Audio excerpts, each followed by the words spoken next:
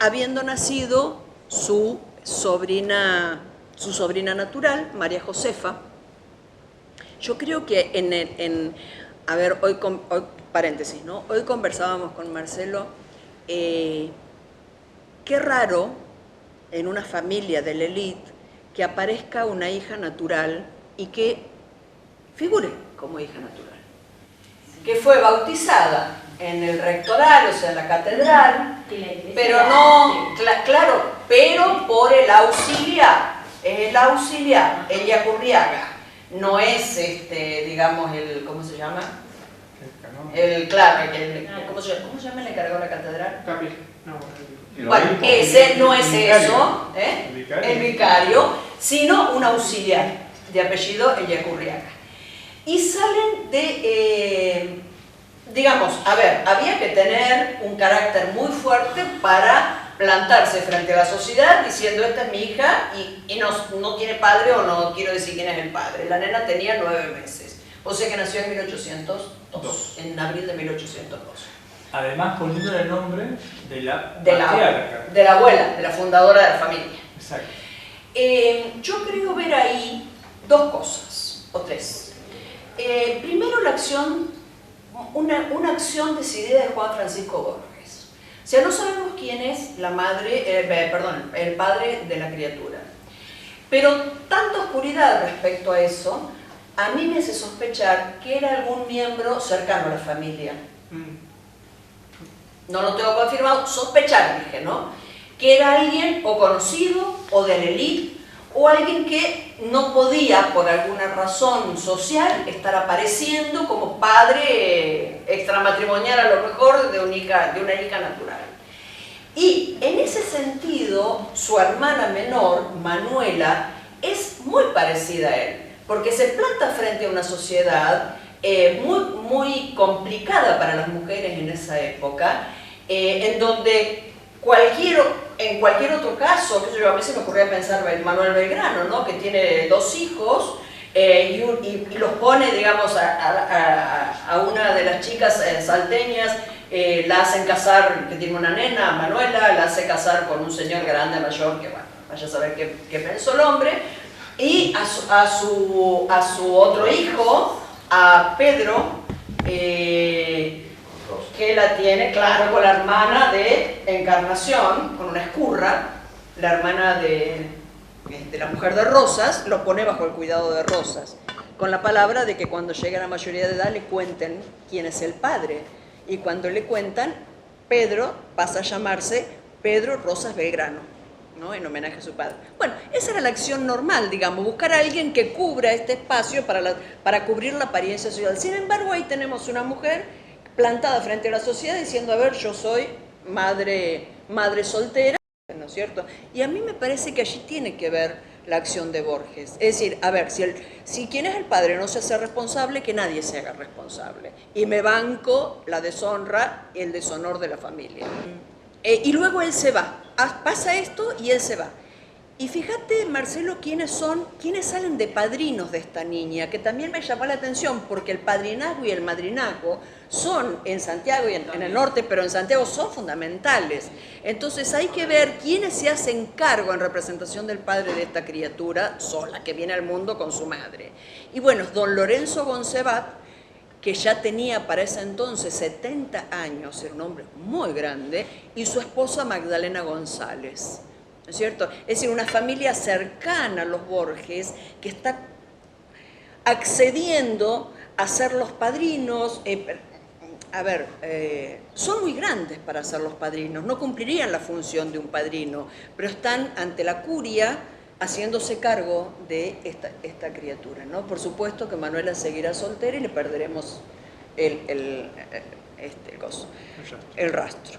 Pero hay una carta que acabo de acordarme, hay una carta que la mamá de Juan Francisco le escribe al virrey estando él preso. Es una carta desgarradora absolutamente. Ese documento completo, que es la carta que le escribe la madre al virrey directamente, pidiendo por su hijo y explicando cuál es su situación, para mí la leí y me caían las lágrimas, y cada vez que la leo me vuelven a caer las lágrimas, poniéndome en el lugar de esa mujer. Estaba en el Archivo General de la Nación, pero lo que queda en la actualidad, en esta limpieza documental de la cual ya hemos hablado, es solamente una portada que empleados del archivo escribían, digamos, esta es la carta que él escribió fulana de tal al virrey en tal fecha, pidiendo por la liberación de su hija, de su hijo, y es todo lo que queda. Hoy lo traía para mostrarles, ¿no?, cómo sí se puede hablar de un borramiento de la memoria de Borges, ¿no? Hasta eso limpiaron. No pudieron la carátula, no sé, se habrán olvidado. Hay una historia muy interesante, ¿no?, de un tipo de La Paz que viene en representación, de La Paz que viene en representación de una de las casas comerciales con las que comerciaba su padre. El hombre pasa 6 meses en Santiago del Estero y trae una listita de todas las cosas que le había fiado, ¿no? Entonces se presenta ella ante el cabildo y le dice, llamen a este señor y que demuestre con papeles que esa era la deuda de mi padre. Lógicamente el hombre no puede demostrar nada, no puede demostrar absolutamente nada, pero a lo que voy yo es a que llama mucho la atención la formación de todas las mujeres de la familia, cómo escribían.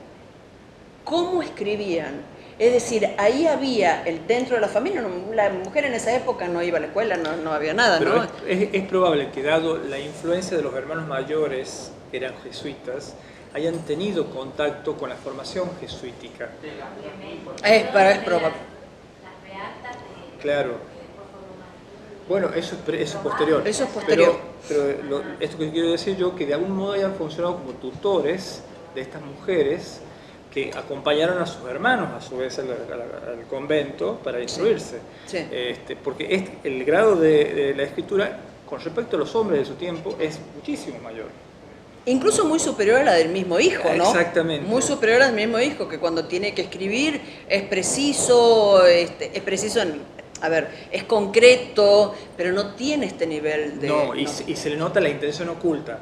Uno de los grandes rasgos de la habilidad de quien maneja el idioma, el que lee, el que tiene una instrucción como desde muy pequeño, es la habilidad de ocultar sus intenciones. A Borges se le nota que intenta decir algo y por otro lado se le nota lo que oculta.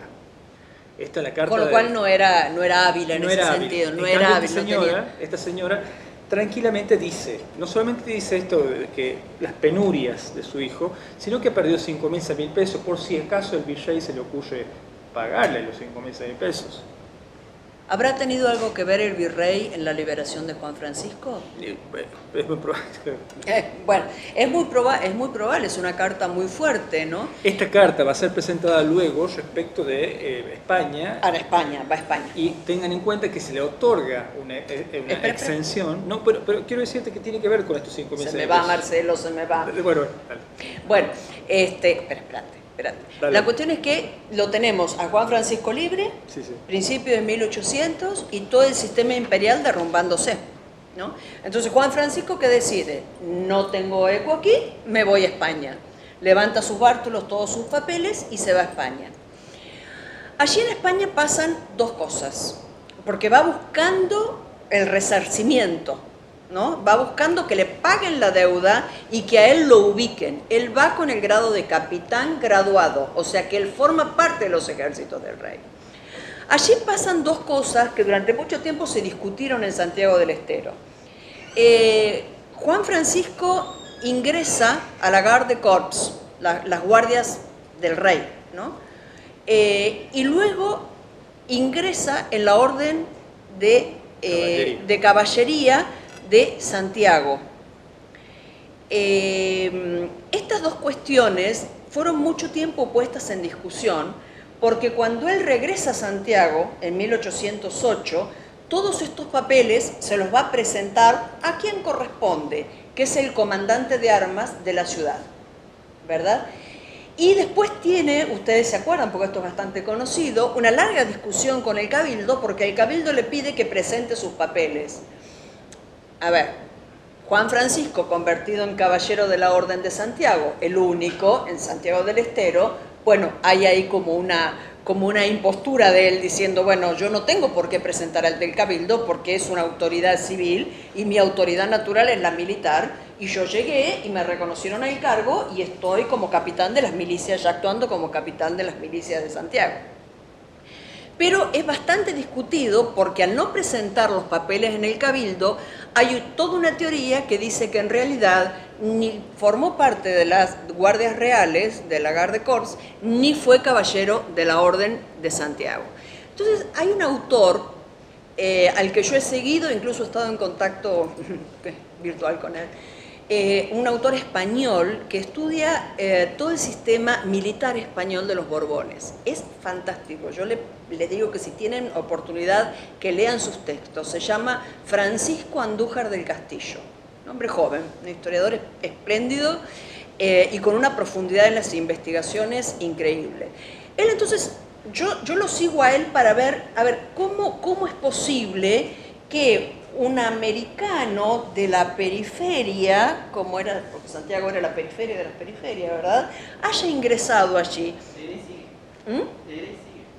No te escucho, perdón.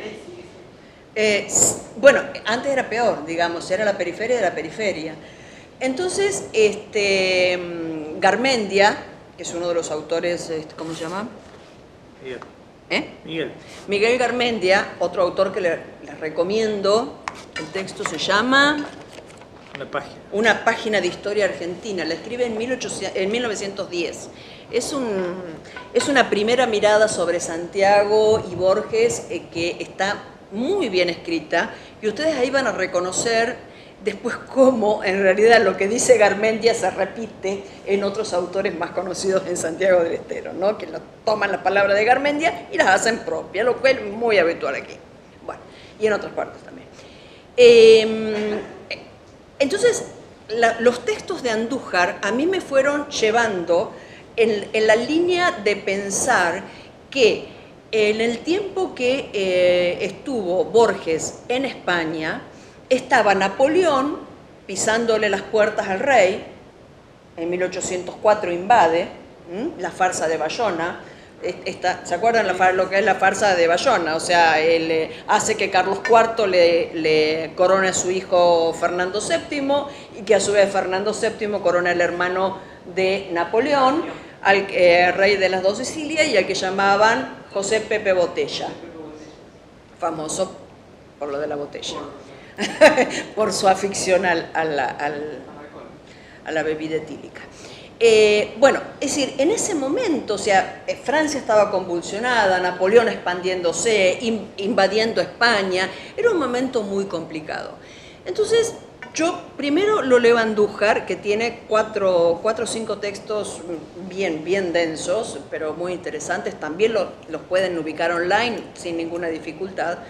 Y Andújar habla de cómo estaba el sistema militar y el sistema político español, y habla de dos cosas. Por un lado, de la corrupción, digamos, de un sistema político altamente corrupto, y por otra parte, de la necesidad que tenía España de reclutar militares y la necesidad que tenía de adquirir dinero.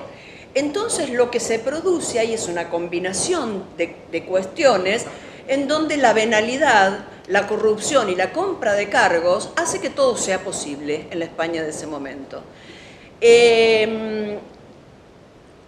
Esto es muy sintético lo que dice Andújar, que si quieren les paso los textos porque son extraordinarios, ¿no? Andújar del Castillo.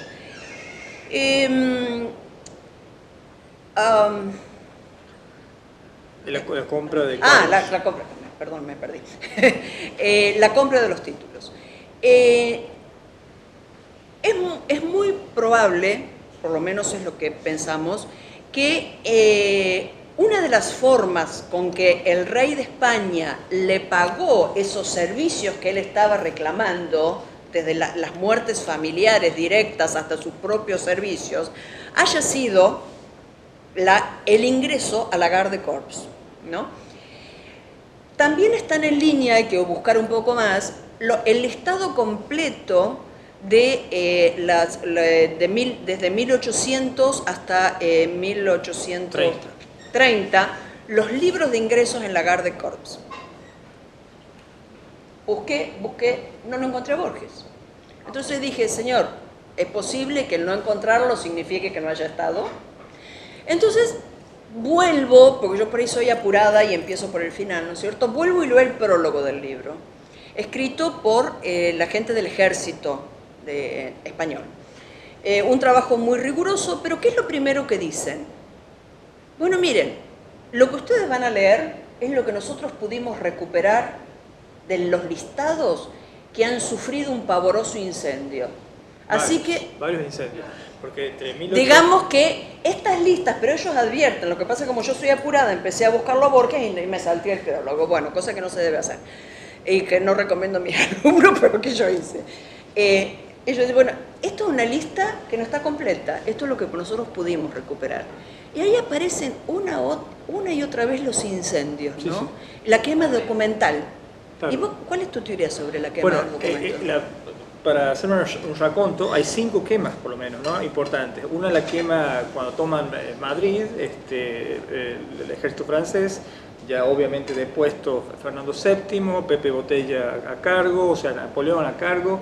Después hay otra quema cuando se produce la restauración. El mismo Fernando VII no puede controlar a su gente y el revanchismo hace que los que en ese momento se reclutaron a favor de Francia, porque los que se reclutaron en ese momento eran soldados franceses. Queman de nuevo. Después, en 1820, vienen los liberales, la famosa Constitución liberal.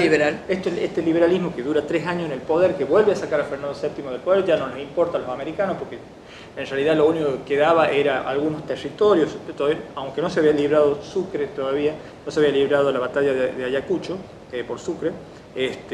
Sin embargo, ya no era importante. 1820-1823 también se produce otro incendio por los liberales, y en 1823 cuando vuelve Fernando dura 7, 8, 9 años más y también se produce otro incendio. Por lo tanto, es una práctica común esto de ir incendiando el pasado como si de esa forma no hubiera sucedido. Esto lo dice Borges, un cuento maravilloso sobre Kafka y la muralla china, ¿no? ¿Por qué se queman los libros y para qué se queman los libros? Pero la idea es que el otro no existe. Entonces la mejor forma es... Bueno, los faraones hacían eso. Cada vez que asumía un faraón nuevo por muerte del anterior, le borraba en las pirámides el nombre del faraón anterior y le hacía poner el propio, ¿no es cierto? Bueno, esa es la idea de la pirámide. La pirámide es meter a todos adentro del faraón muerto. Claro. O sea, de manera que no quedaba nadie, ni sirvientes, ni... Claro, pero es un borramiento. Bueno, entre los mayas también aparece esto, digamos, el borramiento de la escritura de los reyes anteriores y la sobreescritura del nombre propio del que está en ese momento. Hay un libro maravilloso. Hay como una idea común que va flotando, claro, en esto, que es el borramiento de la memoria del anterior y la puesta en escena del que está en ese momento. Cuando Estados Unidos invade Bagdad, lo primero que quema es la biblioteca. ¿Para qué? La biblioteca más antigua del mundo, ahí se creó la letra, se creó la palabra escrita.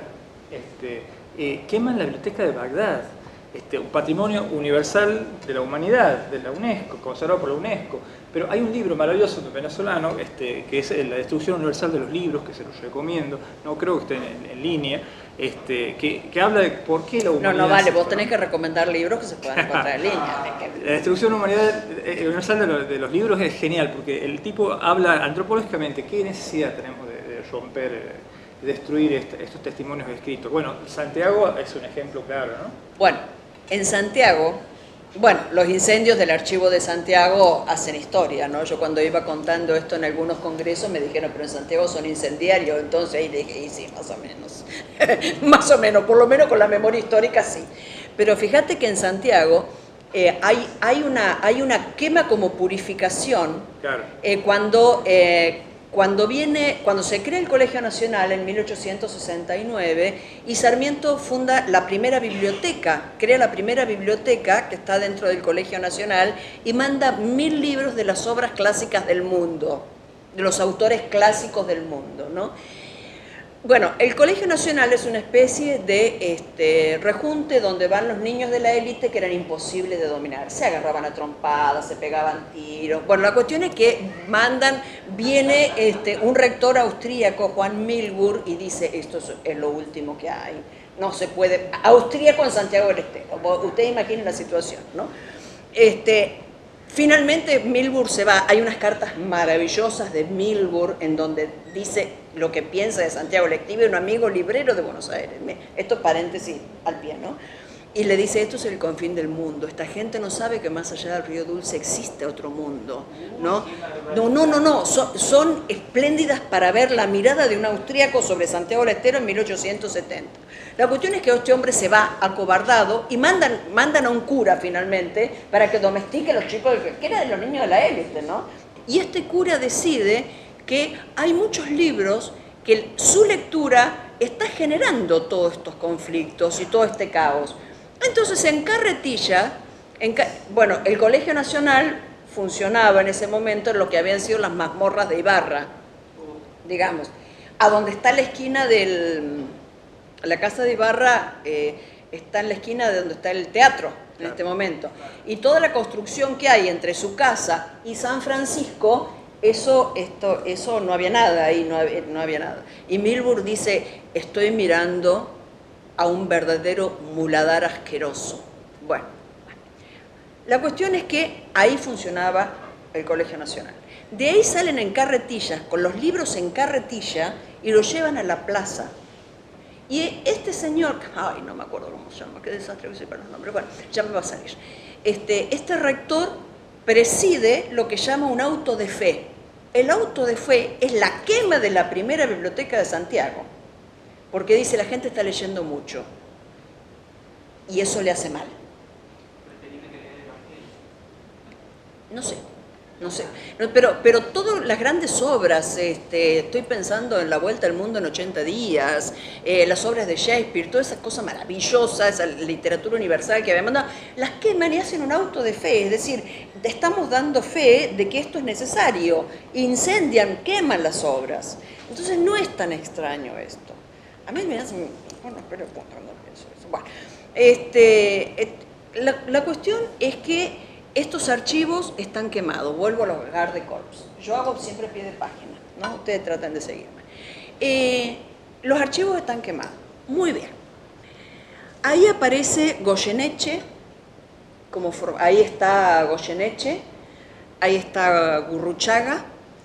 Hay 2 o 3 nombres, unos ingresando, digamos, de los que van a trabajar después fuertemente en la liberación de la zona del Río de la Plata. Dos entran en 1800, 2 en 1802 y uno en 1803, que son los que pude recuperar de los que yo reconocía, los más conocidos por lo menos. Bueno, pues bien, Borges ahí no está, dijo, bueno, listo. Luego de la Garde Corps, o sea, ahí le daban un sueldo, y yo creo que de eso vivía Borges, ¿no es cierto? Del sueldo como militar, porque si no, ¿cómo se mantenía?